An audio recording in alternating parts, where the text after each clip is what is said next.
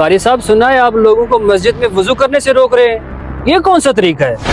मलिक साहब, आपको जरूर कोई गलत फहमी हुई है। मैं भला वजू करने के लिए क्यों रोकूंगा? पूछना क्या है मलिक साहब, मैं तो कहता हूँ आप इसको फारिग करें यहाँ से। ज्यादा बहस की जरूरत नहीं कारी साहब, आप एक काम करें, अपना बोरिया बिस्तर उठाएं और जाएं यहाँ से। आप जैसे कारी की हमें कोई जरूरत नहीं है। रुकिए मलिक साहब, आपको कोई गलत फहमी हुई है, दरअसल हकीकत ये है। बस बस कारी साहब, रहने दें आप। आपको पता होना चाहिए कि मस्जिद का चंदा हम भी देते हैं और आपकी तनख्वाह के जो पैसे हैं ना, वो भी हमारे ही चंदे से जाते हैं। राशिद भाई, मैं तो आपको समझा रहा था कि नमाज का टाइम हो गया है और पानी की किल्लत है, पर आप तो मेरी तनख्वाह पे ही पहुंच गए हैं। कारी साहब, आपको हमने यहाँ नमाज पढ़ाने के लिए रखा हुआ था और आप तो मस्जिद के मालिक ही बन बैठे हैं। करता हूँ मैं आपका बंदोबस्त। राशिद, तुम्हें शर्म आनी चाहिए। तुमने कारी साहब के ऊपर इतना बड़ा इल्जाम लगाया और वो भी सिर्फ अपनी अना की खातिर। कुछ खुदा का खौफ करो, अल्लाह से डरो। ये तो शुक्र है अली ने मुझे सारी हकीकत